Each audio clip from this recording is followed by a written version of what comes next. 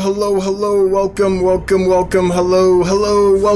Glad you could make it. I'm Dan, your friendly fishmonger from dansfish.com, and we do this live stream every Wednesday at 7 p.m. Mountain Time. For you on the East Coast, that would be 9 p.m. Pacific, 6. Why it takes so long for me to figure that out.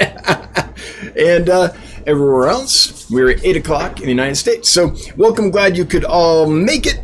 Hopefully the sound is all good. I did make some adjustments, so let me know if there's anything funky going on with the sound. And I've got cool stuff today.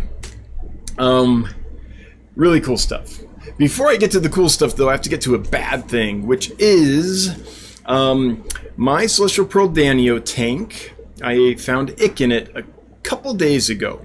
Luckily, I found it early enough that I didn't ship any of them out this week, but I did ship a lot out last week. Hopefully, I sent them to you before any of this started happening and you don't have any problems, but I do want to let you know if you got Celestial Pearl Danios from me last week and you have problems, it's probably that. Now, I didn't notice it till just a few days ago, but often those types of problems can be happening for a while before they actually manifest and you see them. So if you got CPDs from me last week, I apologize. I had no idea there was anything going on, but I did find ick in that tank a couple days ago. So keep an eye out for it. Little white spots all over the fish. And if you see it, Ick X or Mardell Quick Cure will cure it. It'll take several days, but it'll cure it, and it doesn't destroy the tank or anything like that. So that's been working well for me to treat it.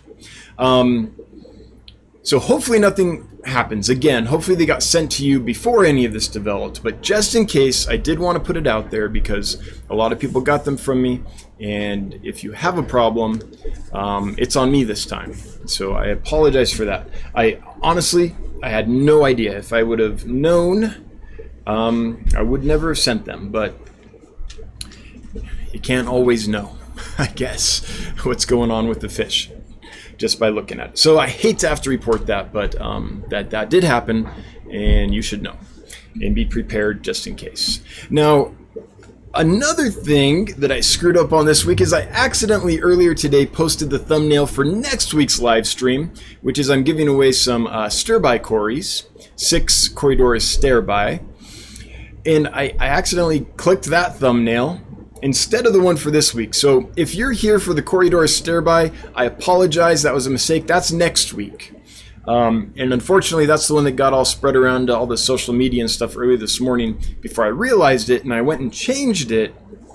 But that change didn't always reflect on the posts I had put out earlier. Some of them still, even though it still showed the other one, even though the link links to the Ricefish one. So no Corydoras stir-by giveaway this week. I apologize. I just accidentally clicked on the wrong thumbnail and didn't even register till later in the day. What we are doing today, though, is pretty exciting. We're doing a giveaway of some Orizius wawori. That's the Daisy's Ricefish, one of the most pretty of the Ricefish that is available currently in the aquarium hobby. Nice iridescent blue sheen and some nice orange on the fins of the males. They're pretty little fish. And these are hobbyist bred and raised by Seth, who just started a store at getgills.com. Let me show you this. His store is called Because Your Fish. It's new. He's just starting out, but he has a few items available. Some Gelitochromis transcriptus. Specific location is, what is that? Kisi Bemba? Is that Kisi? Kissy, let's say Kissy because it's funner, more fun. Some peppercorns, some shrimp, and some Daisy's Ricefish. So Seth, because he's launching his store, reached out to me and asked if he could do a giveaway today. And I said, of course, because that's a win for me and a win for him. So Seth will send you 6 juvenile tank raised by him, Orizius wawori, if you win the giveaway today. So thanks again, Seth, for doing that. And so to enter the giveaway today, wait, did I not share that? I brought it up and I didn't share it, huh? I think I forgot to share it, but it's here. It's called Because Your Fish, and here's the items he has available. I'm sorry, I think I forgot to share that. But here's his logo. Cute little Corridora, blue background. So if you would like to win that, then just type in hashtag Wawari are awesomely amazing. Okay, that's hashtag Wawari are awesomely amazing. I'm just kidding. I just wanted to see Candy's reaction. That would be impossible to type. The hashtag is just rice. Okay, I think we can do that. Hashtag rice. That's it. Candy called me out last week for doing a bad hashtag, so I just thought I'd make a joke out of it. Sorry, Candy. Sorry if I made your heart stop. Wawari are awesomely amazing. Yeah, good luck with that, huh? Hashtag rice. That's it. That's it. So, okay, good. I see people are doing hashtag rice instead of trying to figure out the impossible one.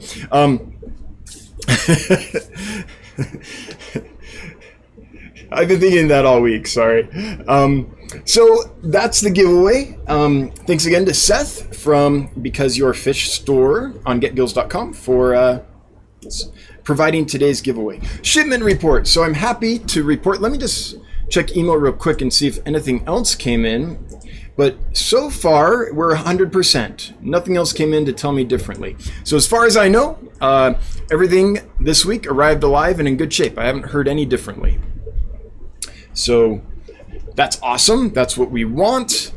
And I have to tell you, this overnight delivery with FedEx Priority, we always did well, even with like USPS Priority and other slower, cheaper services. But my anxiety level is much less with this overnight delivery service. So I know it costs more stuff, but I'm sleeping better. So that makes it worth it. All right, to me anyway. Something else I'd like to bring up. I was on Kayla's Aquatics stream earlier today, lurking. While I was cleaning tanks, I'm getting everything ready for the import this weekend. And I heard something on the stream that I did not know, which is that there's a GoFundMe for Nathan, Sand Creek Aquatics, to help with, I believe, a headstone or memorial stone to help fund that. So if one of the mods would link that, I'm happy to support that and let everyone know that's here. Nathan from Sand Creek Aquatics, as I'm sure most of you know, passed away recently. And so this GoFundMe is to help his family, his loved ones, get a headstone or memorial stone for him. So if the mods would link that a few times during the stream tonight, I'd like to do my bit to help Nathan out. So for those that didn't know him, he was a member of the Fish Fam. Awesome guy. Was a frequent visitor here at the Fishmonger live stream. Was active in chat and is missed. So thanks, Bob Kaler, for mentioning that in your stream, because I was unaware of it before. So I appreciate knowing about that effort. Okay. Last two things before I get to questions and comments. Oh no, I need to talk about the Daisy's Ricefish a bit. Let me talk about the fish that we're giving away. I forgot to do that. So there's one major thing I want to clear up with Ricefish, and that is temperature. So we all like to do summer tubbing, right? Little patio ponds and things like that. And what we're often looking for when we summer tub are fish that can take cool temperatures. So we can put them out earlier in the spring and bring them in later in the fall. So rice fish are often recommended for this because there are species of rice fish that can take it down to freezing. As long as the water doesn't freeze over, they're fine all winter long. These are your Madakas, the Japanese rice fish. Okay, but I do want to make this clear that Wawari, the Daisy's rice fish, cannot take it cold like that. In fact, a lot of rice fish cannot. The Indian rice fish, a lot of the species come from India, Indonesia, really tropical, hot, warm climates. So the temperature range for Daisy's rice fish is the low 70s on up to 80 degrees or the low 80s. So that your typical tropical fish temperatures. So I just want to clear that up because I would hate for someone to be like, oh, I want to win these for my patio pond, and then have trouble in the fall. Or if you're in Washington, if you're Bob Steenfot, have trouble right now because apparently it's still 40 degrees at night over there.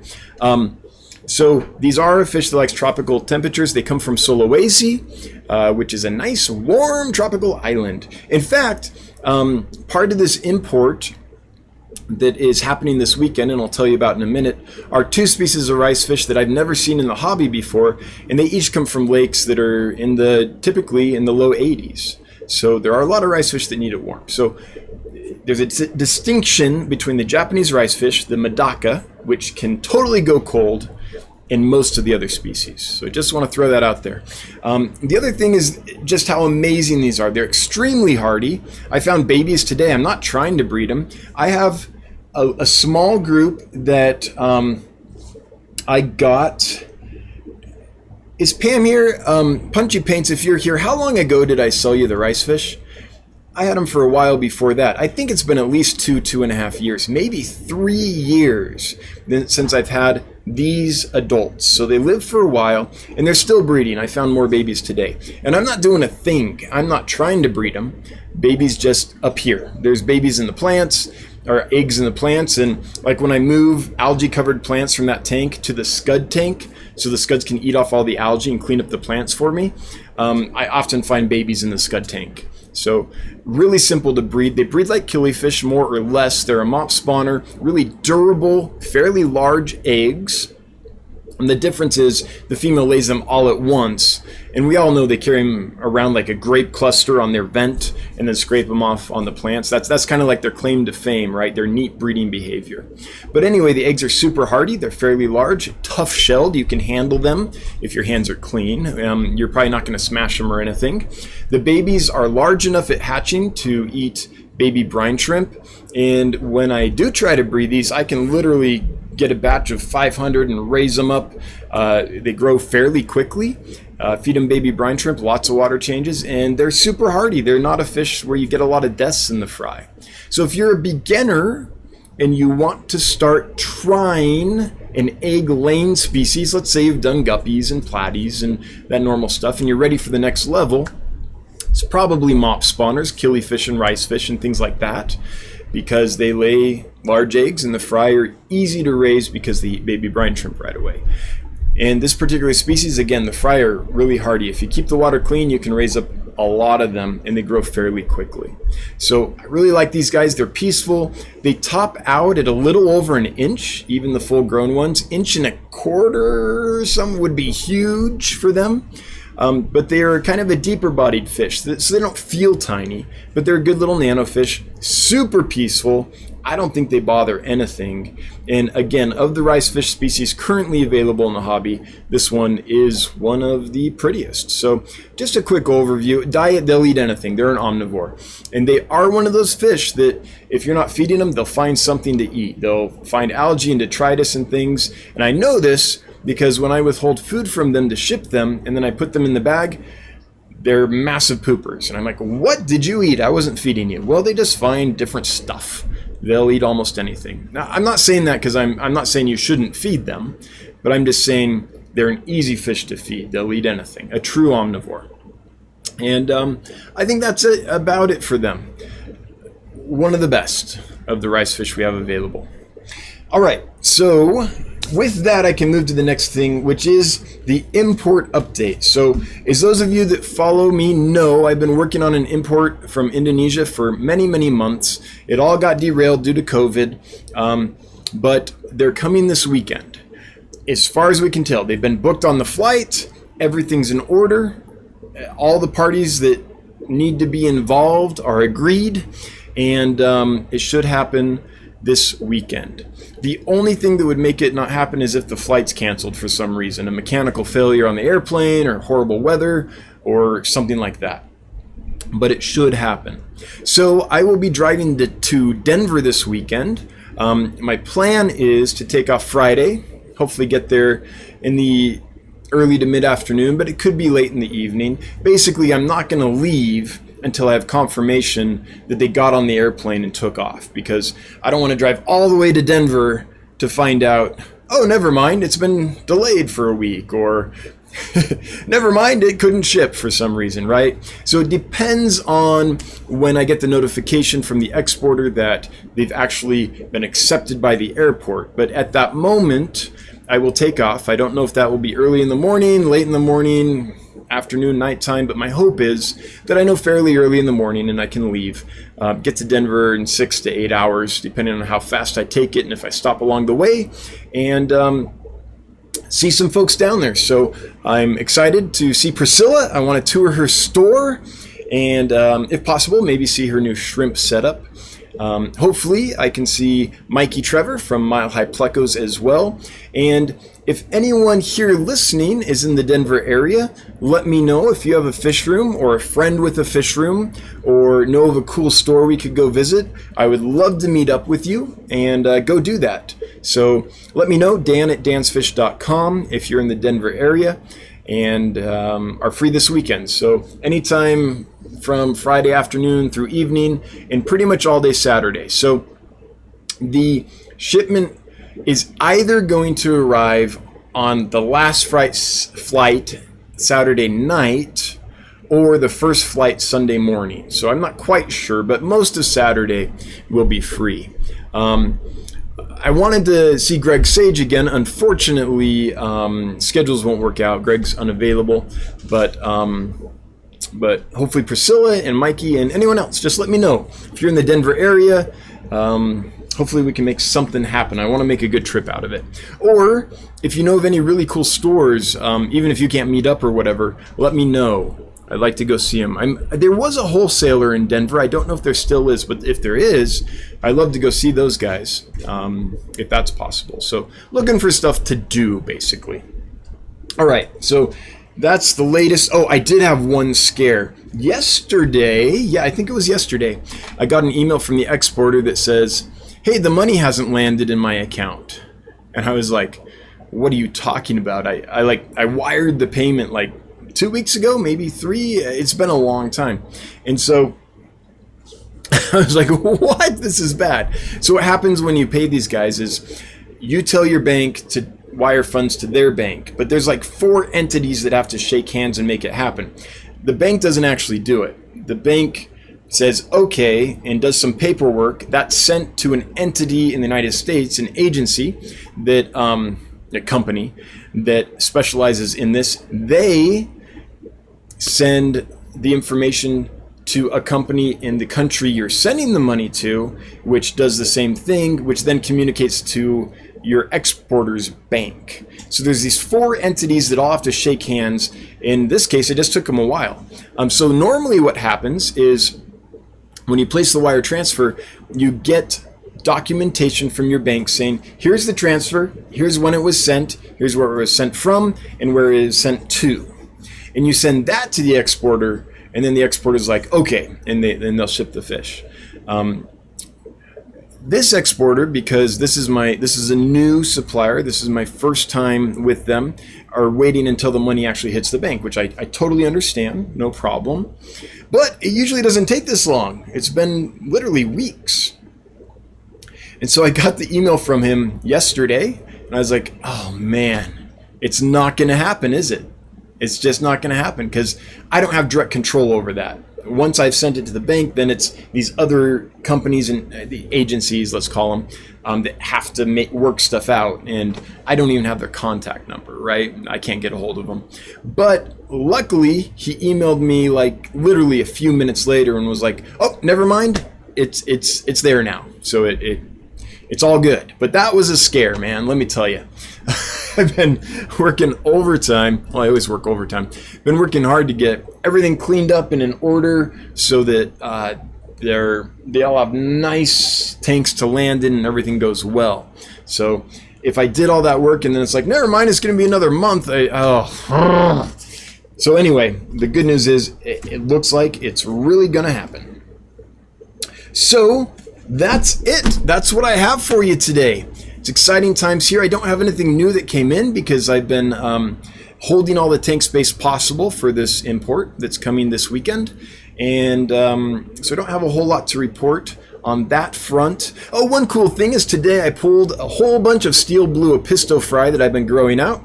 They're the biggest one's about half an inch or so, maybe a little bigger, and moved them to a larger grow out tank. So in a few weeks we should have a whole bunch of hobbyist bred and raised steel blue Apistos that were bred right in this tank behind me. So I'm pretty excited about that. Apistos are fun to raise. Now I think that's it. Let's see here. Hopefully I didn't miss anything. Probably did. Once again, if you're just joining us, the giveaway tonight is 6 Oryzius wawari, the Daisy's Ricefish, that is provided by, if I could get it to work, by Because Your Fish, a new store on getgills.com, run by Seth. And to enter that, hashtag Rice, if you would like to win 6 hobbyist bred and raised wawari Ricefish.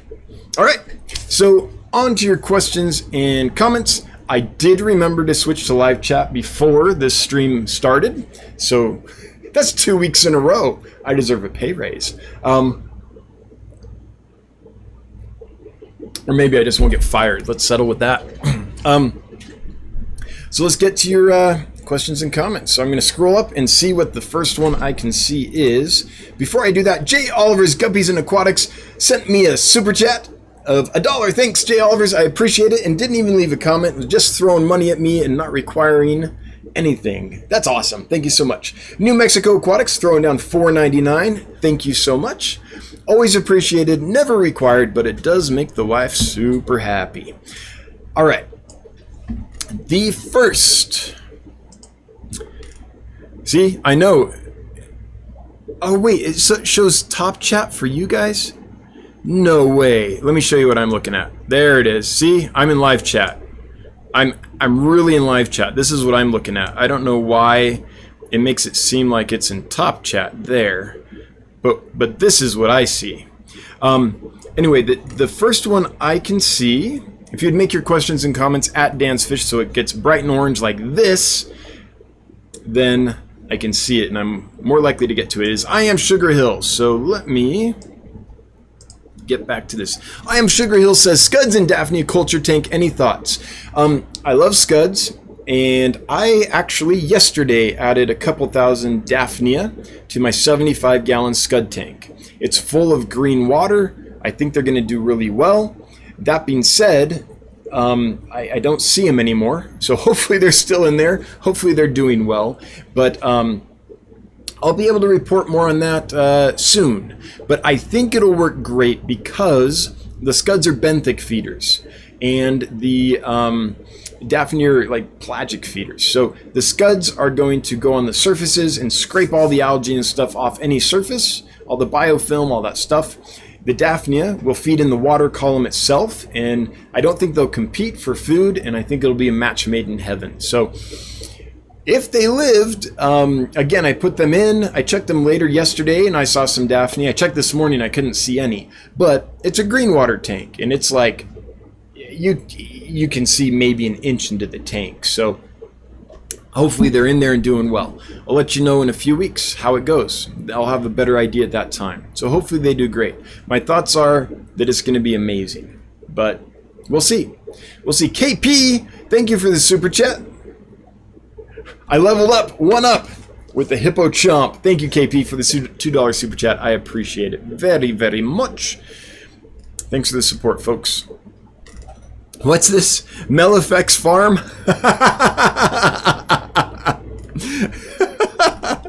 Now we just need a Pimafex Farm, and we'll be all set.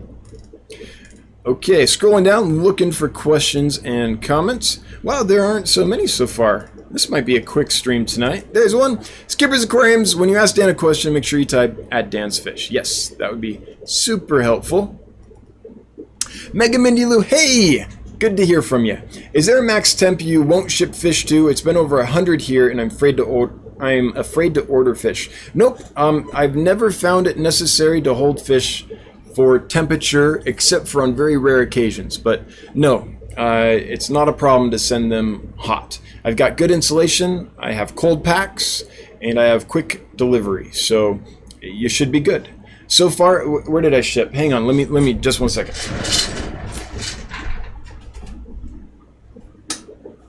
So last week I shipped somewhere that was, I think, 105, and this week I shipped. Let me just look. That one's 91. This one was 79. Man, Michigan, you had great weather. 91. There was one in here, I swear, that was like 110 or something, and it went well. I want to get a real number here, though. 92. There it is. Yeah. So this one went to Arizona. The low was 85. The high was 110.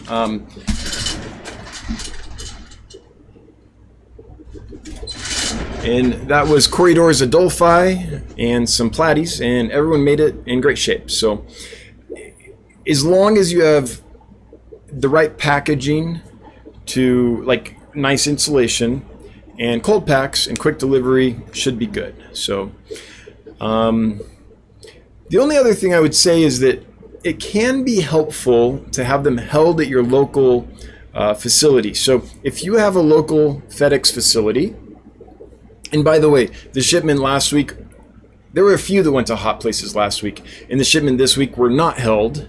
So even if you can't do this, it's usually fine. But as an additional level of safety or caution, if you do have a facility where you can have them held, let me know in the notes on your order, and when I send them to you, I will mark them to be held at your location.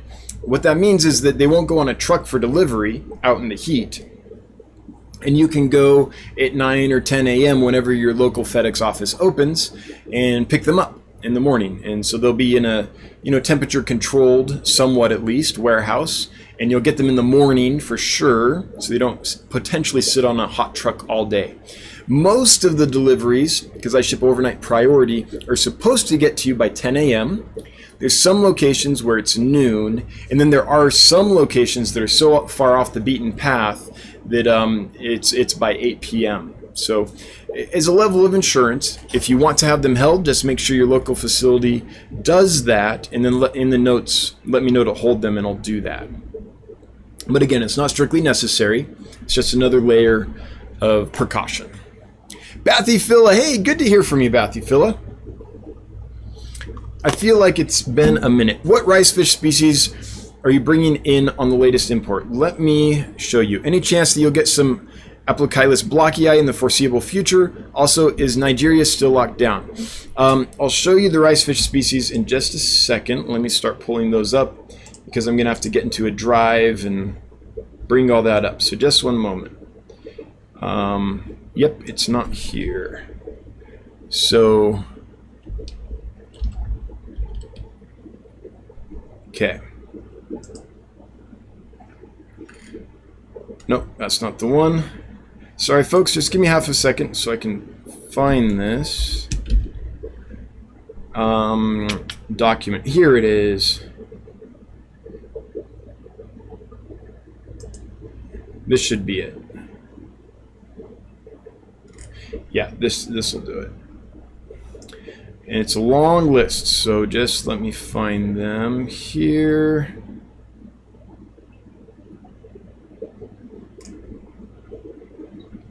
Oh wait, I need the list that has the actual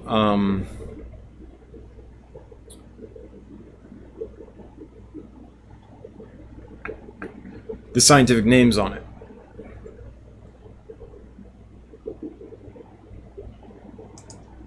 Okay.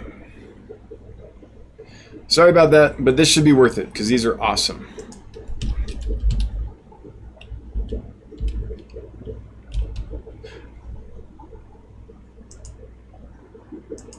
Okay. Here we go. So the first one is Oryzius profundicola. Let me bring you a picture of that.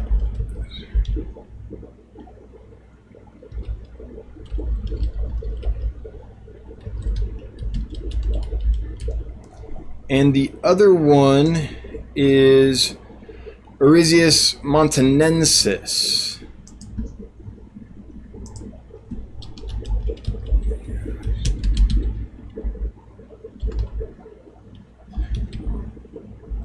Okay, hang on. I gotta figure out how to spell that.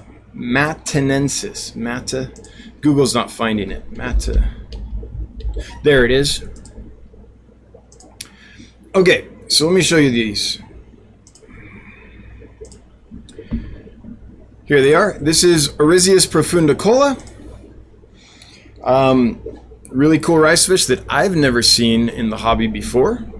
And I'm excited to bring in with these bright... So it reminds me a little bit of a Warare with the color scheme, except for instead of red or orange, it's yellow.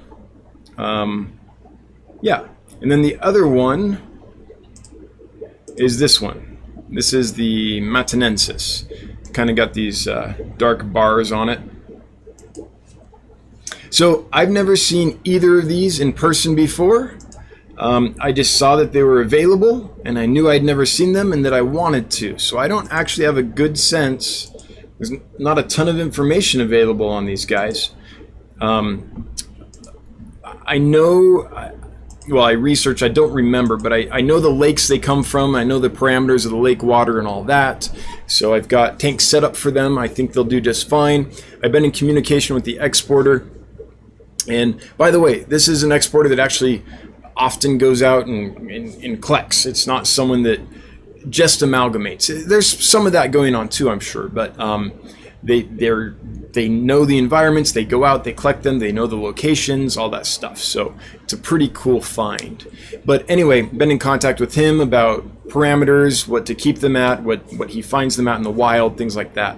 So I'm hopeful that they'll arrive and do well. Never tried them before. It could be a disaster. There might be a reason they're never available in the hobby. Maybe they're just super sensitive and no one can keep them alive. Maybe there's one of those fish, and they do exist, where you catch them in a net, put them in a bucket, and just they can't handle it. They're just gone real quick, right? There are fish like that, but I don't think so. The exporter says they do fine for him, and so hopefully they'll do well. But I'm really excited about them because I've never seen them before. And then any chance you get some Aplochilus blockii, I have some right now. Bathyphilus, so I've got some. They're going through quarantine. Basically, they came in with problems, and so I've been babysitting them for a couple months, and actually they're probably pretty close to being shippable. There hasn't been any problems for a few weeks. So as soon as this new import is through quarantine, I'll probably list the blockii as well. So I do have some right now. And as long as no unforeseen problem occurs, as long as there's not a recurrence of the problem they were having, which was some kind of bacterial infection, I think I have it all taken care of, but I want to be sure. And sometimes that just takes time. And then, is Nigeria still locked down? As far as I know, Nigeria is still locked down, but I'm not going to be able to get fish from Nigeria till the winter now. And the reason is even if Nigeria is open, around June their wet season starts, their rainy season. All the rivers and streams flood, and it just becomes this massive body of water, basically, and it's impossible to collect fish in that situation. So almost none of the fish from Nigeria are available during the rainy season. And unfortunately, we're now in the rainy season. That will taper off around November, December. So it's going to be it's going to be a while. It's going to be a while before Nigeria happens. Even if it opened up tomorrow, there's no way that the collectors can collect the fish. So Nigeria is going to be a long time because we missed the cutoff for the wet season. Bentley Pasco, define area. I'm sure that is super witty and was amazing when it was posted, but I can't remember what we were talking about. So, define area as in the Denver area. Yep, it's just a quick bounce up to Seattle. Sure. Bentley. That's funny. Good to see you, man. Rick Stidham. Do you have both sexes of the Black Tiger Dario? I believe I do. I've been sexing them for people, and I haven't heard any complaints yet that all the females I sent turned into males. There's always that possibility though. But if you put in the notes that you want females, I believe I have plenty. The reason I say believe is that is a fish that I can never tell for sure if the female's a female or is a subdominant male or just a sleeper male. And I know I'm about to get some comments of people that say, you just look at this and you just look at this and you just look at that. And I think I've heard all the methods now, and none of them, I'm not confident enough in any of them to guarantee the sexes. So if you do it, if you want sexes of the black tiger Darios, let me know in the notes on your order. I believe I have plenty of females and I can do that. However, please realize it's a gamble. I never guarantee it. But I will say, there was someone 2 weeks ago last week or 2 weeks ago that bought some and wanted mostly females, and they seemed happy with their order. So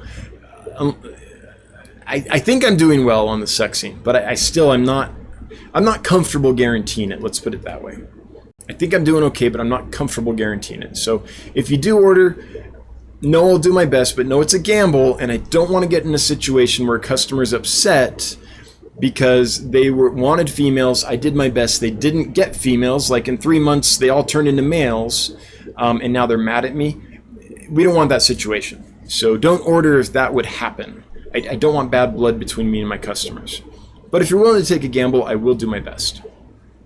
New Mexico Aquatics, my Odessa barbs have spawned. Boom! That is awesome. That's awesome. I pulled the adults out of the quarantine tank. A few days later, there were a few frying the tank. Pretty good start. Thank you for the barb advice, little Bobby. Awesome. I'm glad, little Bobby. I'm so glad to hear that. Good. That's an awesome start. Scott Backer, Candy, did you not make the hashtag for Dan? It's not long and drawn out today. Yeah, Scott, you know me well. Hex Tank Apologist, how many 6-band barbs do you think I could house in a 20 long with 12 neon tetras? Okay, so there's a range there, and it totally depends on how you keep fish. But provided that you're willing to change the water and all that, and the only limitation is the size of the tank, then from a hobbyist standpoint, instead of like a retail store or something like that, I would say in a 20 long, how many 12 neon tetras? I mean, you could fit more than this, but I would think against 12 neon tetras, like maybe 8 would be good. If you got a whole bunch of them, then they're bigger than the neon tetras, and so they might kind of, it's not outcompete them or anything, but visually overtake them. So you would not really notice the neon tetras are there because of the activity and things of the barbs. But I would say 8 or so. How many could you fit in a 20 gallon? I think I've got 100 or so in a 40 gallon. So 50, I guess, if you cut that in half. But, you know, they're little, long term. I don't know. Depends on how you keep fish, but I would say 8's a good number, but you could fit more. If you're like, what's the limit? I have like a 3,000 gallon sump on this 20 long. I don't know. Honestly, I don't. I'd have to judge that by the behavior of the fish.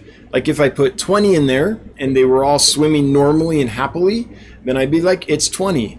If I put 15 in there and they were, or 20 in there, I guess, and they were like obviously not shoaling, there wasn't enough room for them to group up enough and to swim naturally like they want to, then I would be like, oh, 20 is too many, right? So I'd have to judge that by the behavior, and I've never like tried to cram the max into an aquarium. So I can't tell you what the max is, but I would say, just thinking of that, I would say probably around 8 is my gut of what would work well and look decent.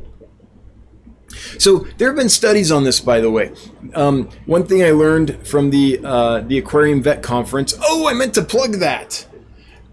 The Aquarium Vet Conference is doing another conference. Someone let me know in the live stream a couple weeks ago. Thank you. I've forgotten who you were, but thank you. And I checked it out. There is another one. It's in early August, and it's specifically on fish parasites, their identification, I think diagnosis and treatment. So that will be an awesome one. I just neglected to do my research and get the link up for you easily to share that, but it is happening, and it's totally going to be worth checking out. It's like $64 Australian, which works out to, I don't know, what was it, $42, $44, something like that in US dollars. But that information is priceless. Figuring out how to understand parasites more, if you're a fish hobbyist and a geek and you plan to be for a while, and if you're here, I assume that's the case, that's a steal for $40-something to get that knowledge. Anyway, I was re-listening to some of the presentations as I was working about the fish room the other day, and from the last conference they did, and hang on, my mind just... Oh, they've done studies on this. There's a fish welfare module that's available to those that attended the conference. It has presentations that were not included in the original conference. So if you did attend the conference and you haven't yet gone to take advantage of the rewatch function because you think you got it all, there's a whole module there that wasn't included in the original conference, so it's worth visiting. Anyway, there's a fish welfare module, and they've done studies on zebra danios, and they've found pretty much the ideal number to keep in those little, 1.5 gallon zebra danio containers. And I think the number that they came down with was 19 per gallon, and they determined that, if I remember right, by studying cortisol levels, which is a stress hormone. Is it a hormone? A stress chemical. I'm not sure what the definition of hormone is in that case, but a stress, yeah, I think it's a hormone. And so they found that if they put too few zebrafish, this is just your common zebra danio that they use in scientific studies in labs and things, too few cortisol levels would be higher because there weren't enough to feel secure. Too high cortisol levels would be high because the fish could not group together and have room to swim naturally like they wanted to. But I think, if I remember right, it was something like 19 per gallon was where the ideal cortisol level was measured. So that's what I say when it's like, how many can I fit in the tank? Well, you can fit a lot, but ultimately it's about, are the fish comfortable and swimming naturally? If they're not, you probably have too many and there's just not enough space for them to do that. Or if they're not, maybe you have too few and they just don't feel comfortable. With barbs, a lot of it's about aggression. If you notice aggression in your barbs, you don't have enough. As a general rule, I'm sure there's exceptions, but that's a general rule. Anyway, sorry, Hex Tank apologist, but your comment just made me remember that study, which I thought was very interesting. And I'm going from memory here, guys, so I'm sure I got some details wrong, but it was a fascinating discussion. Someone's throwing money at me. Moonstone Aquatics. Hey, Moonstone, it's great to see you. Thanks for the information. You're welcome. Thanks for being here. Thanks for the super chat. Always appreciated. Never required, but it does help. And thanks for being you. I always enjoy you in the chats. Mike Stambaum, do you have a possible rainbow fish list coming in yet? Mike, I do have the list. In fact, I've had the list for a long time, and I've known what's coming in for a long time. Well, I've known what I ordered for a long time. I've known for a few weeks what's coming in. Well, okay. How many caveats can I put on this answer? I won't know for sure till they land, but I know what I was invoiced for. However, I'm not ready to share the list. Maybe. Yeah, I've been reluctant to share the list, and there's two reasons. One is because I don't want to get everyone's hopes up and then not have the import happen at all. I don't know, the landing gear on the airplane stuck. Oh, great. You know, that's done.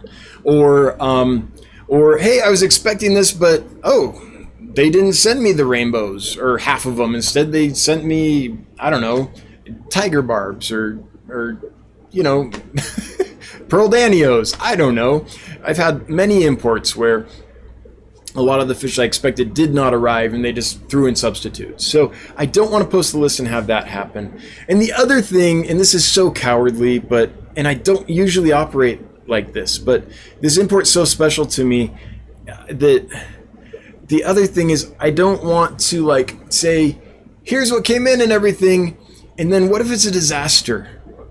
I know it won't be. This is just paranoia, but what if like half of them melt down on me?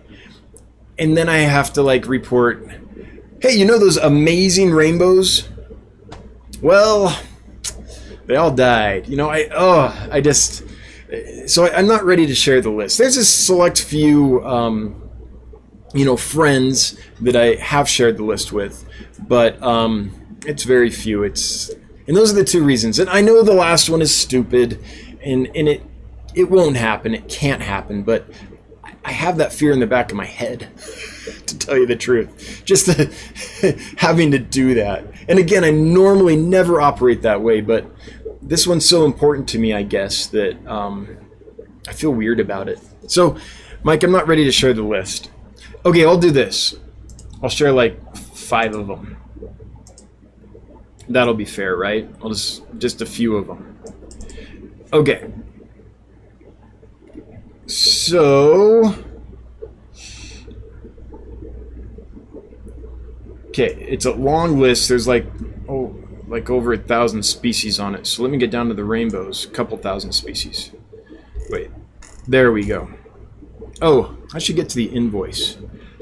What I'm actually getting in. Just a sec. Okay. Here it is. So this is what I've been invoiced for. Again, keep in mind, I don't have any control of what actually arrives, but I'll give you a few. So, Bosemani, the Avis Creek location. Some pseudomugils that have not been named yet, but they're from Mimica. Pseudomugil paludicola, which is a pseudomugil I've never seen before. Melanotania nigrans. Glossolepis pseudoincisis, that's a fairly common one. Melanotania, how do you say this?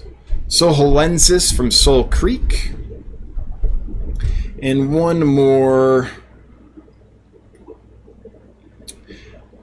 a Melanotania species from Fletcher Creek. I don't think it has a name yet. So to kind of wet your whistle, stuff like that. But again, I don't want to go over the whole list, but I can risk 5 for you, Mike.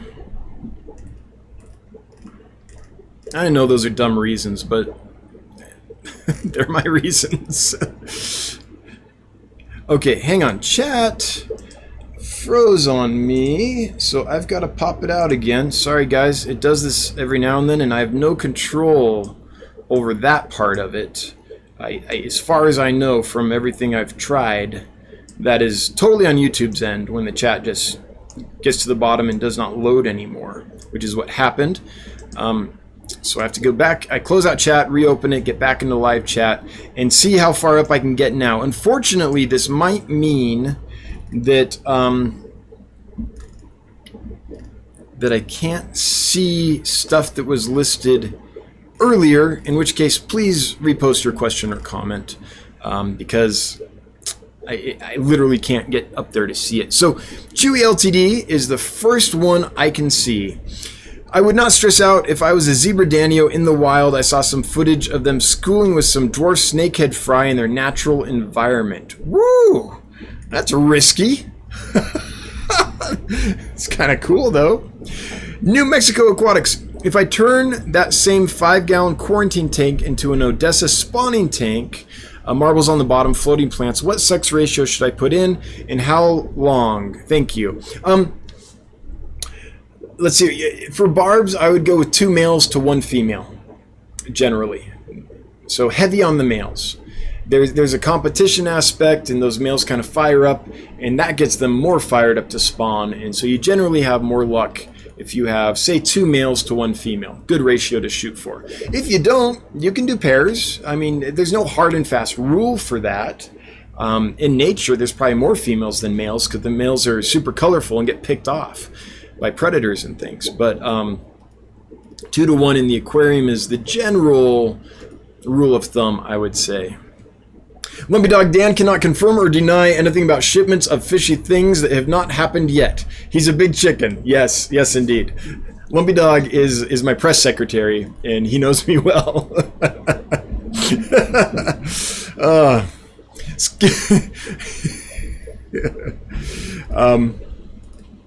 Yes, I know.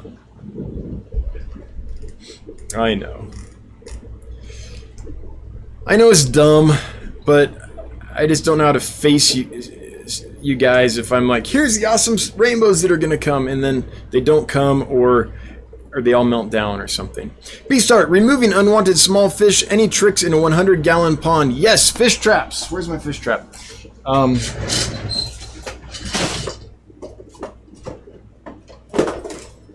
Okay, fish traps are your friend. So with a net, it's going to be really hard, especially if there's, you know, green water or anything like that you can get in a pond. These were like $5 in my local ranch supplies store. Oh, let's show it there. They're a little dusty because I was not expecting to show them off, but they're super simple. Where's the camera? They just click together like that, and then this pins the top together, and then you have a fish trap. The fish can swim in, but they can't swim out. So do that. Maybe put some bait in it. I don't always find that necessary. The fish are curious enough that they'll often just swim into the trap without it. But that's the best way I know of to get them out. You're talking about small fish. Hopefully they're not so small that they'll fit through these holes. I would say these holes are about a 1/4 inch on the long side, a little thinner, like 1/4 inch by 1/8 of an inch, something like that. But yeah, I think that's the way to do it. That's how I catch small fish out of here, because like Odessa barbs and things like that I just can't catch in a big planted tank. There's just no way. So that's one way to do it. There is another way if you don't have a fish trap or can't get a fish trap. But again, they were seriously like $5 in my ranch supply store. It's called Shipton's Big R here in Sheridan, Wyoming. You probably have a different one like Tractor Supply or something like that might sell them. Or your sporting goods store. Often they're sold, like, I don't know if Walmart would have them, but they might in like the fishing section, because they're often used to catch bait fish for fishing.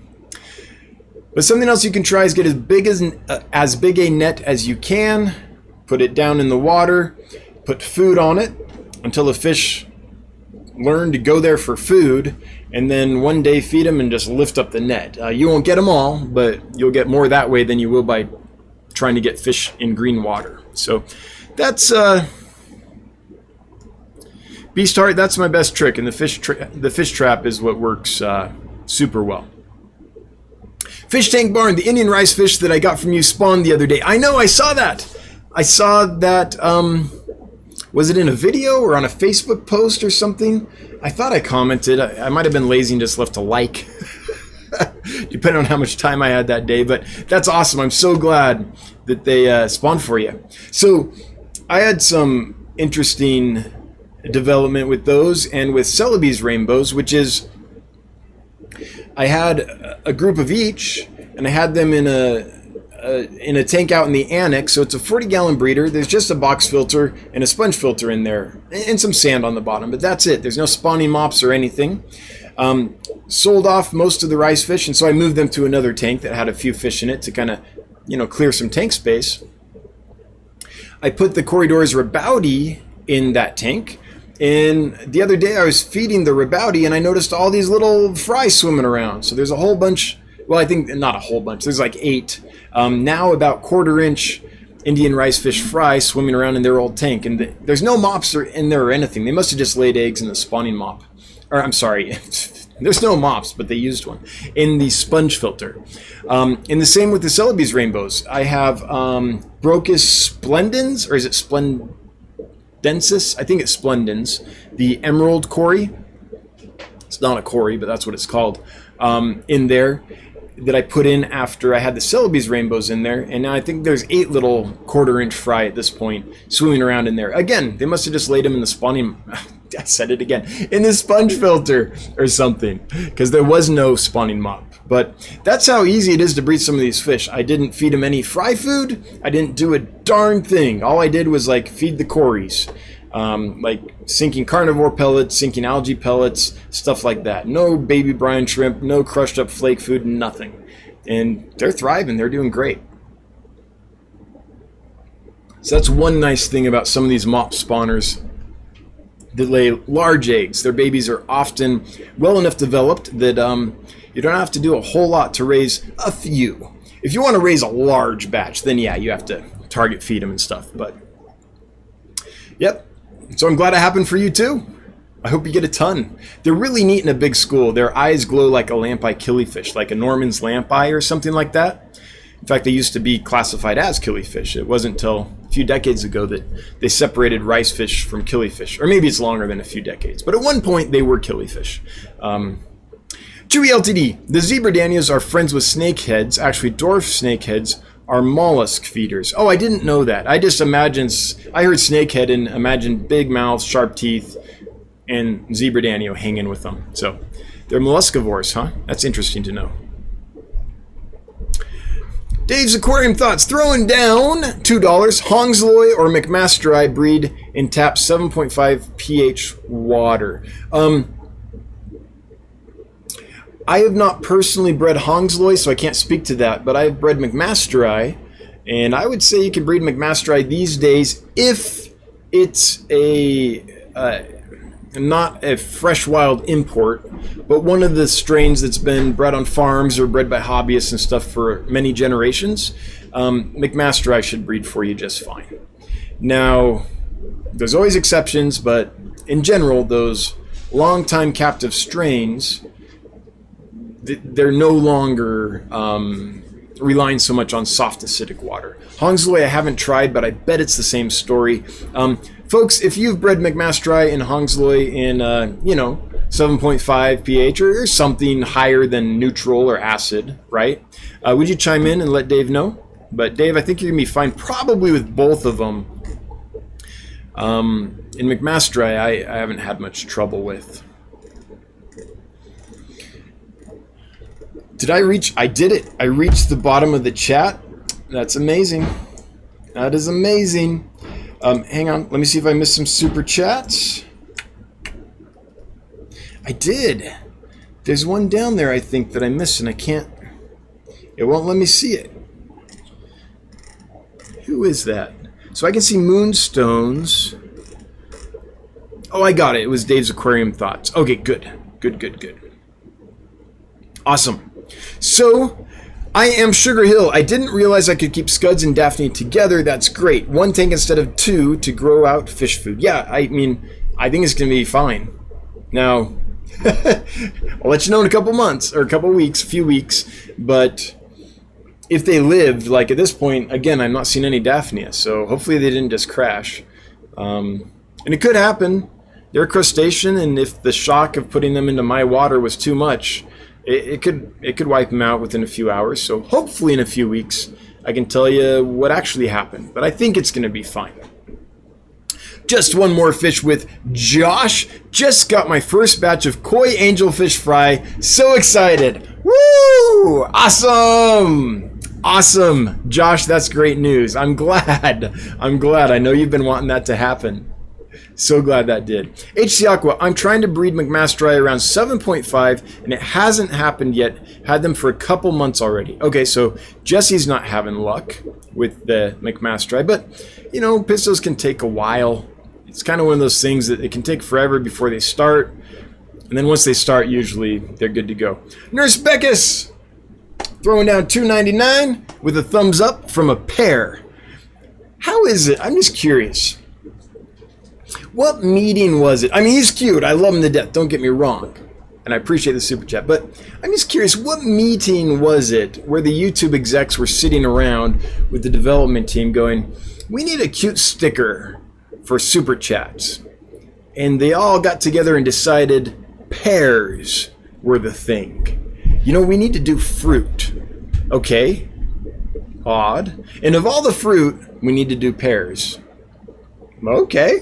Like, I love it. I'm just curious how they came to that decision. It seems so random. Was there like some big study done about what fruit do people find the least threatened by? The pear! You know, I don't know. Josh Modeste, are steel blues harder to breed than other Epistos? No, Josh, I haven't found them hard to breed at all. In fact, I'm not trying to stop them from breeding, but they just breed all the time. Probably every 2 weeks or so, I've got a brood of fry in here that are happening. Now, I will say, it took, was it a year before they started breeding for me? Bob Kaler spawned his, I think, before mine ever spawned. It might have been like a year before they started. But once they started, every couple weeks or so, she's yellowed up and she's all mama bear, and there's this cloud of fry with her. So I don't think they're difficult at all. I haven't softened the water. Of course, caveat, I have naturally soft water here. I don't think Bob does, though. So I think Bob's probably just breeding them in normal tap water that isn't super soft. Kaler's Aquatics, would you correct me if I'm wrong about that? But no, I find them super, super easy. Scott Backer, and great parents, by the way. Scott Backer, congratulations! Twice in as many weeks. Yes, I know. I caught up to the chat twice. I never thought this could happen. Candy's got to be like mind blown. Easy hashtag for the giveaway, and made it to the bottom of the chat. Now, that being said, I did have to reboot chat, so I might have, instead of actually catching up, I might have just accidentally, you know, skipped a whole bunch that I couldn't go up and see. That's probably more likely the case. But I'm calling it a win. Speaking of the giveaway with the short hashtag, if you're just joining us, the giveaway today is for a group of 6 hobbyists bred and raised by Seth at Because You're Fish.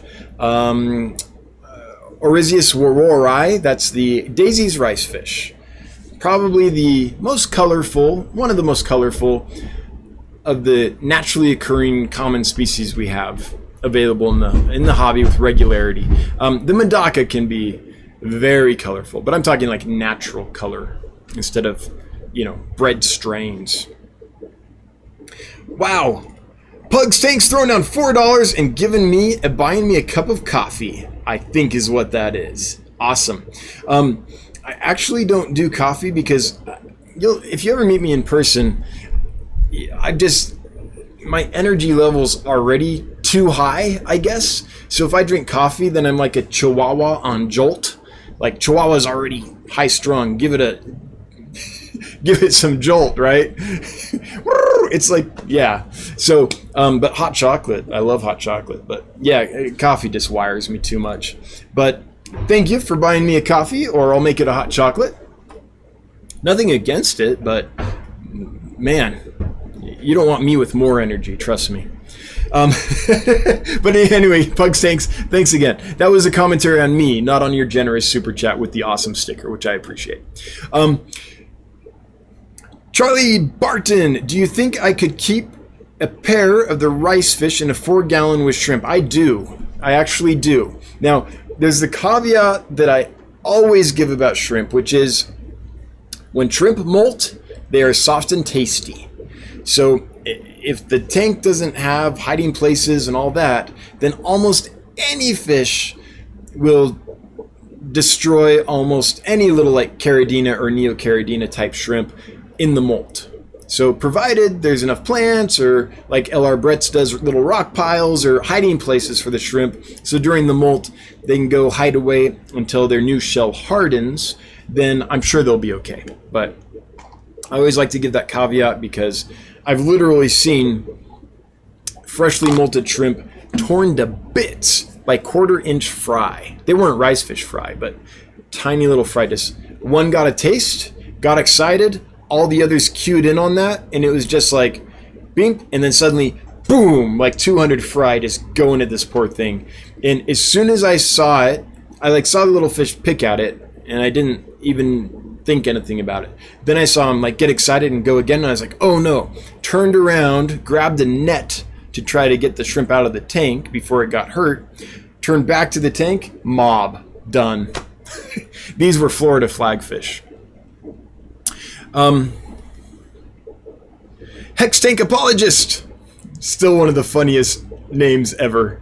Oh, and I love the profile picture. Are 6-band barbs plant safe? Yes, as far as I know.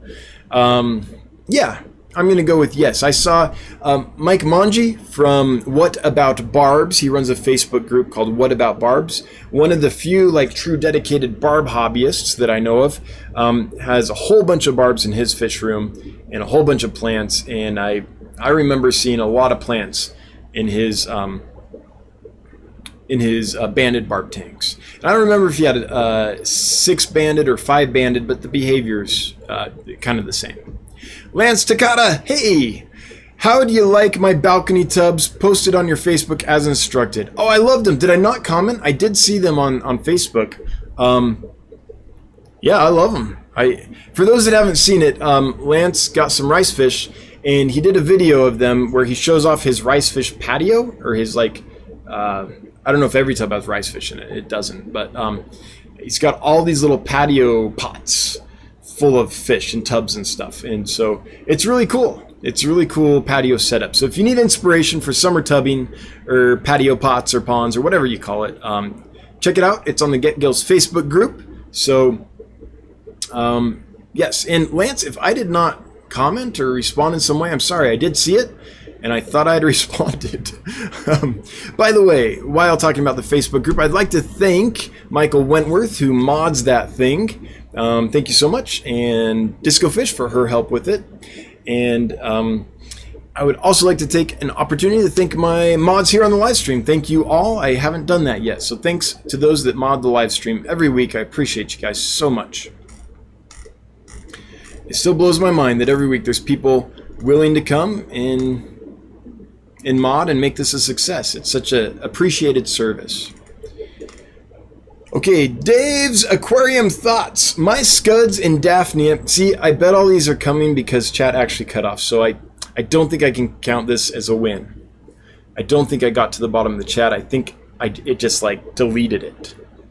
But I'm going to count it as a win anyway because I have so few of them. Dave's Aquarium Thoughts. My Scud and Daphne have been surviving together for me so far, and it's been about 6 months. Awesome, yeah.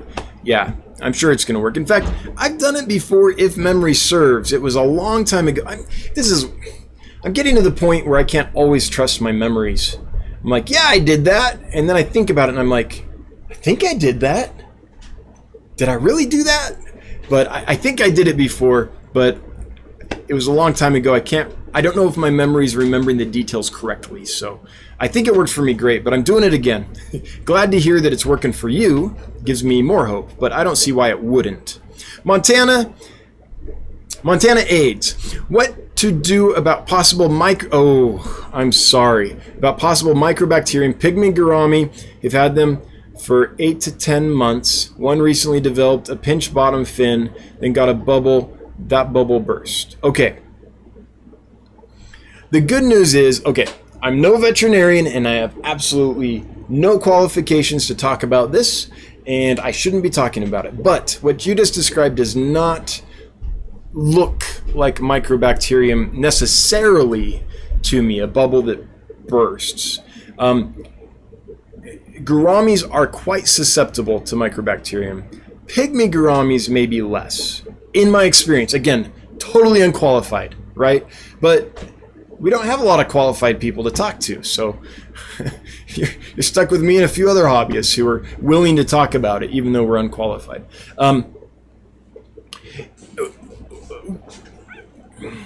What microbacterium is granulomas. So if you notice inside, like if you hold a fish up to a light and you see all these like rather large lumps inside the fish that shouldn't be there, like in the muscle tissue and things like that, that's a good sign that there might be microbacterium. Sometimes those do come out and you see them on the surface of the fish. They'll actually come out a little bit and they look kind of like a beige or white coloration area. It might be a lump that protrudes. It might be just discoloration. those are granulomas. If you see that, if you see a granuloma basically, and usually it's several, then if you can get the fish tested to confirm it's microbacterium, if there's a fish vet value or something like that, and if you can't, oh geez, I hate talking about this, but then the safe thing to do is probably be like, odds are it is microbacterium. Once you know what you're looking for, okay, it'll take a little while, but once you know what you're looking for, if you see it, how do I talk about this? Basically, that is now a dangerous tank because that stuff is so transmittable. It can wipe out a fish room. It can wipe out an entire like hobbyist city, like all their tanks. If you're sharing fish around or fish clubs or whatever, that stuff is horrible. It's untreatable if it's microbacterium. There is no treatment. And also, it infects humans. So it's not something you can mess around with.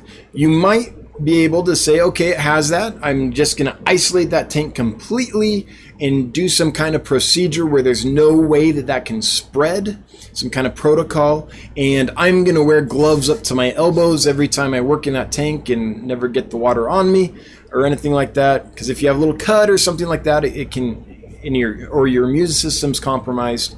You can have, it is transmittable. It's transferable to humans. So you have to be super careful with that stuff. What I would recommend, and I hate saying it, is that you actually cull that entire tank and totally disinfect it. I asked on the Vet Aquarium Conference the methods they would use, and they said basically remove everything from the tank and destroy it, like all the substrate and everything, gone. Then take, you can bleach it out, let it dry, rub it down really well with alcohol, let it dry, set it out in the sun for a couple days maybe. They didn't say that, but that's the next step I would do. But they said bleach and alcohol and let it dry for a while, and then maybe it'll be safe to use. You don't mess around with microbacterium. It can infect people, right? So you kind of have to, when I see it, I cull the tank. I just humanely dispatch the fish. I hate doing it, but I euthanize the fish. Had to do it actually a couple weeks ago. No, last week. An entire tank of honey gouramis. I've had them for several months. It was obvious after I had them for a couple weeks that something was wrong. I never saw it in the gouramis, but I had lemon tetras in with the gouramis, and the lemon tetras have a translucent enough body that I noticed last week granulomas in those lemon tetras. Now, these lemon tetras I have in lots of different tanks. There was something wrong with the honey gouramis, and this was the only tank where the lemon tetras had granulomas. So as soon as I saw that in the lemon tetras, my deduction was that they had contracted the microbacterium from the honey gouramis, and I had to euthanize the tank. So microbacterium is just horrible. I don't know how else to say it. It's one of those things that's very communicable, very spreadable, and it endangers humans. So, yep, hate talking about it, but it's something we do need to be aware of, and we do need to be responsible about. Now, I do want to say it wasn't the gold honey gouramis. If you bought honey gouramis from me, I did not sell any of the ones that were having trouble. It was the standard natural color of the honey gouramis. In order I got of those. I never sold any of them because, again, it was obvious to me during quarantine that something was wrong. I couldn't tell what it was. Tried to treat them with all kinds of things. Of course, nothing worked because it ended up with a high probability that it was microbacterium. But so don't worry if you got honey gouramis from me. The gold honey gouramis were not, as far as I know, did not have that problem. But honey gouramis and rainbows are quite susceptible to it, or at least manifest the symptoms in such a way that we can see it more easily than other fish. Okay. Let's see here. HC Aqua says, I tend to have less Daphne in cultures that have scuds. That's good to know. That makes sense. There's only a certain amount of biomass you can have in any culture. no matter what it is. So that makes sense. Anyway, Montana, hopefully what you had wasn't that. And from your description, it doesn't seem like it was. But I don't know. I wasn't there to watch it. But just a little skinny and one little bubble that popped, that doesn't scream granuloma to me, but I couldn't know without being there. Let's face it, I'm not a vet. I don't even know for sure when I am there. I just don't take a chance. Streetwise, $2. Maybe I got to the bottom of the chat. Is that what that means? Thanks for the super chat. Always appreciated. Never required, but it does help. Wichita, hey, good to see you, Wichita Falls. It won't let me scroll down to read what you put, but thanks for the $5. I see a little, here, let me show you what I see. This is so funny. I see a little head and something that says keep. I imagine it says keep going. But once it lets me, I will, see? Sticks right there. Once it lets me, I'll read what you wrote. But thank you for the super chat. Beast Heart, golden white cloud breeding tips. Same as standard white clouds, really, which is keep them wet, and they should go for you. Now, if you want to save babies, lots of plants will help. Often, babies will just hatch in the tanks and appear. They're usually at the surface. They look like little slivers with a little bit of kind of iridescence to them. And you can catch them out and raise them if you want more numbers. You can separate the sexes, condition the females, put them together in a tank with, say, marbles in it or something, like your typical tetra or barb breeding little hobbyist type setup. And maybe a little Java moss on top of the marbles just to have kind of a plant to attract the spawners. Put them in there, take them out, and odds are there's a lot of eggs down in those marbles. So those are some thoughts. The challenge with doing it in mass is that the babies are super small. And so green water or rotifers or paramecium are going to be your friend when you're trying to raise tiny little fry like that. The advantage of just kind of letting them appear in a planted tank and scooping them off is there's enough stuff in there that a few will survive, and you can kind of get a nice colony going that way. You don't even have to remove them. If there's enough plants in there and you feed often enough, then you get little babies that just grow up in the tank sometimes. So it depends on if you're going for mass spawns and I want to raise 3,000 of these, or if you just want a few to appear in the colony to kind of increase a little bit as to how you do it. But if you want mass spawns, separate sexes, do the kind of marble trap type thing. If not, just well-planted tank and feed good. I know that's a little general. I'm not sure exactly, Beast Heart, what your goal is, but that's to get you started. Egg scatterers for sure. New Mexico Aquatics. How long for a trio of Odessa barbs in a spawning tank? 24 hours, 48 hours, more? Thank you. Depends. Like, if it's a totally sterile tank and you're trying to get an immediate spawn, 24 to 48 hours, and then remove them. Hopefully they spawn by then. If it's kind of the Greg Sage style thing where you have this more kind of, I don't want to call it natural, but more permanent setup, then you don't necessarily have to remove them. You can keep them in there until they spawn. Mike Mongi has a setup where there's a divided tank. Oh, check out that video. There's somewhere on my channel, there's a video. This is good for Beast Heart as well, trying to breed stuff. So I have 2 videos on my channel from fish room tours I made while I was in Grand Rapids, Michigan. One is from Chase, who does all kinds of barbs and tetras and egg scatterers. The methods he uses for barbs and tetras will also work for your white clouds, Beast Heart, and will also work for your Odessa barbs, New Mexico Aquatics. So let me refer you to those videos. Watch them. See if any of those pique your interest and you want to try any of those methods. There's just so much detail in there. It's probably worth watching that rather than me talk about it here. Mike has an amazing setup where there's a tank divided in half and there's a little bit of suction, so the fry are removed automatically from the parents in a more or less permanent setup. It's almost labor free. It's a little harder to set up, but once set up, it would be super easy to just keep parents in one side and let the fry grow up in the other, basically. So check those out, Beast Heart and New Mexico Aquatics. Let's start there. That'll probably answer a lot of the method questions. Select Aquatics has a great video on how he breeds Odessa barbs. It would almost work for white clouds as long as the grate that separates the top and bottom layer of the aquarium, you'll understand what I'm talking about when you watch his video, is small enough that the white clouds can't get in there as well. Well, let me refer you there because there's a lot of info there. Montana also started to have a abode back. Oh yeah, I hate that. Yep. I'm hoping, Montana, that you didn't actually have microbacterium. Hoping it was something else.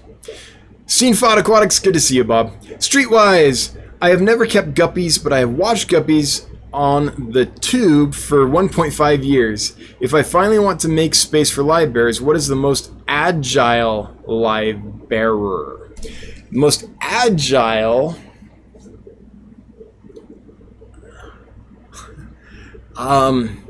maybe, what is it? Carudus, the knife live bearer? Those guys can swim like crazy. And they're amazing jumpers. So if that's what you're looking for, maybe something like that.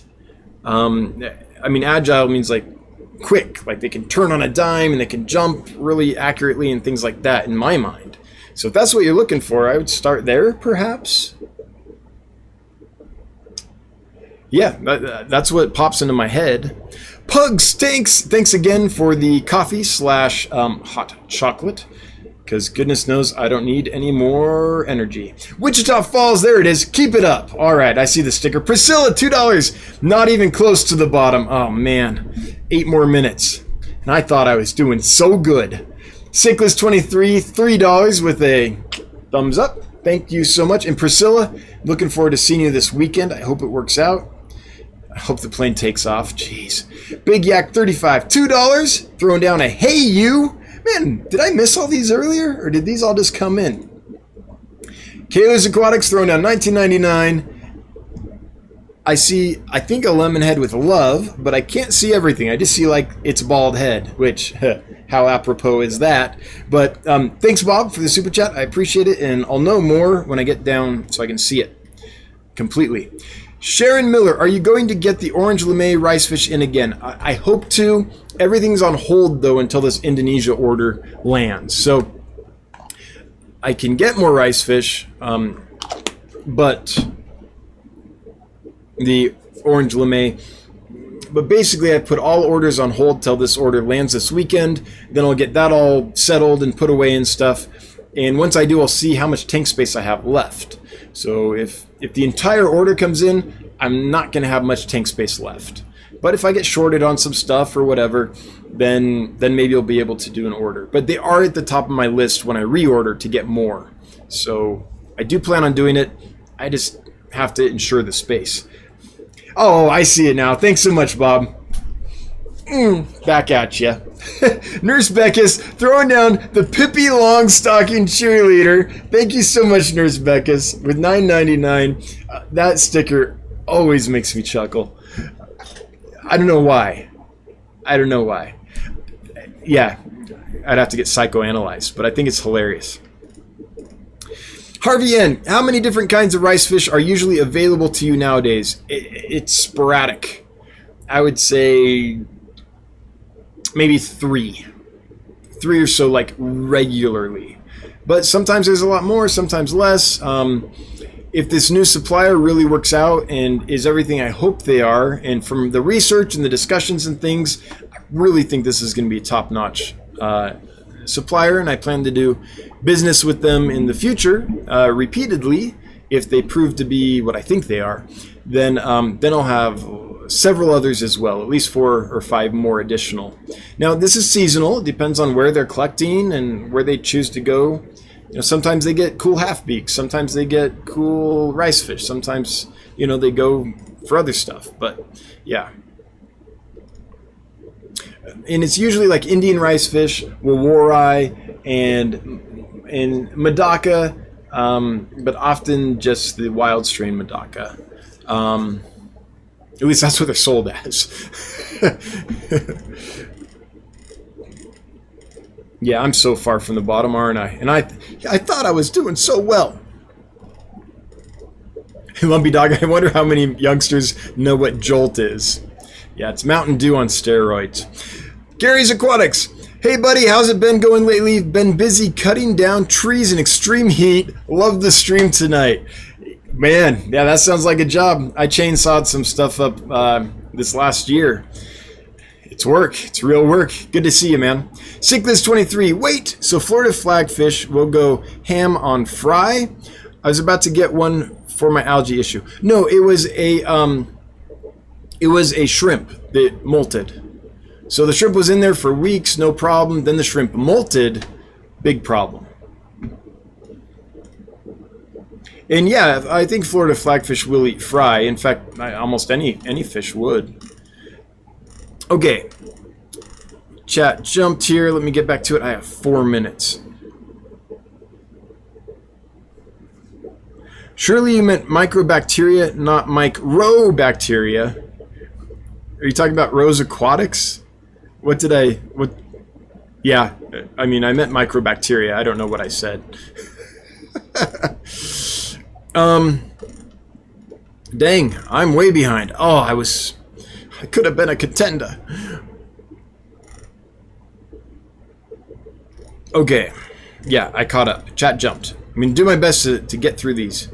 Another the Z, what's your opinion on the most recent strains of platies? Do you think they're less healthy and all that? I love platies and actually breed hundreds, all healthy, and I'd like to try new ones. So what I found with live bears, guppies, platies, swordtails, all of it, is not that the strains are unhealthy, it's that the suppliers have issues. They have something, some kind of parasite or something like that, depending on where you get them from, that when the fish goes through the stress of shipping, takes hold in a way that is detrimental to the fish. I don't think they're purposely selling sick fish. Like, they probably look fine when they catch them at the point of export. So when the farmer catches them to send them to the exporter, they're probably just fine. However, that stress of that whole journey, 6 or 7 steps along the way before they finally get to you, makes it so the immune system's compromised and stuff manifests. What I've often found is if you get a strain that's imported and you can get some fry from it, separate those fry from the parents, usually the fry do great because you've separated them from that pathogen. So I don't think it's the strain is weak. I think that there's pathogens, there's stuff that's making them ill, and you can raise fry away from that and you'll do much better. So that's a little different than a weak strain, which is more like weak genetics. Kayla's Aquatics, haven't missed one yet. Cool. Are you talking about super chats? I haven't missed a super chat? Or I think so. Or maybe Kayla's Aquatics is saying he hasn't missed a live stream yet. Either way, thank you. Priscilla MK, did your clippers break? Busy Beard, man. Busy Beard is back with a vengeance. I just been so busy. Okay, 1 minute. Let's see. Lance Takata, you very might have commented on that post. I just haven't checked lately. Okay, cool. Still working on water quality issues, high nitrates and TDS. Ooh, yeah. I hope that goes okay for you. It's always a bummer when you hit a mini cycle. Dan's Aquarium saying hi, hello. Haven't forgot you, I promise. It's going to be a while, though. This big import's going to suck at least a couple weeks out of me. Big Yak 35, what's up? Good to see you. And Michael Wilson, got that one. Dre Ben 14, Eclipse catfish attack juvenile Oscar. He's now missing an eye. I've been doing salt dips, bath, frequent water changes. Any other suggestions to prevent infection? I don't know so much about dips, but keep the water clean and put salt in there. 5 grams per liter will help, but clean water is the best thing to prevent infection, and I hope it goes well for you. Sorry to hear that. I would have antibiotics on hand just in case, but I think it's good to see what happens with clean water first before just throwing antibiotics at them. It's 8:30 Mountain Time. that means I've got to close this down. So I'm going to do the giveaway here, but first, there is one super chat I missed from Just One More Fish with Josh. What's it say? Something over. Oh, game over. Yep. I think Josh is telling me it's time to end the stream. Avery's Fun Times. What are you posting that had to be deleted? Let's not act up, folks. Yep, the mods have the ban hammer and they know how to use it. Susan from SLC Aquatics. Susan, it's great to see you. Glad you're here. Throwing down $2.99. I saw you earlier too, I think in Bob Kaler's stream earlier today. Good to see you. Gotta close it down, guys. I'm sorry if you had a question or comment I couldn't get to. That's just how we roll here. I caught up once last week, at least I think I did. Apparently I didn't catch up as well as I thought today.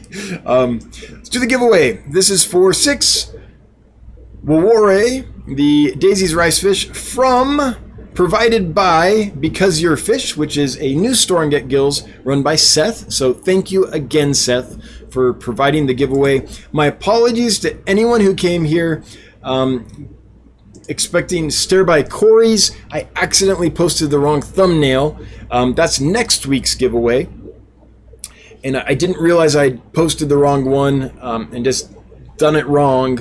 This was the wrong week for that until I think like 2 o'clock my time or something like that. So I changed it as soon as I saw, but for several hours this morning, people were seeing a stir-by giveaway. That's next week. So sorry again if you came for that. I apologize. 176 eligible users. Let's do this. Which of you will win? It is Cat in Fish. Cat in Fish. You have a minute to let us know you're here and claim your winnings.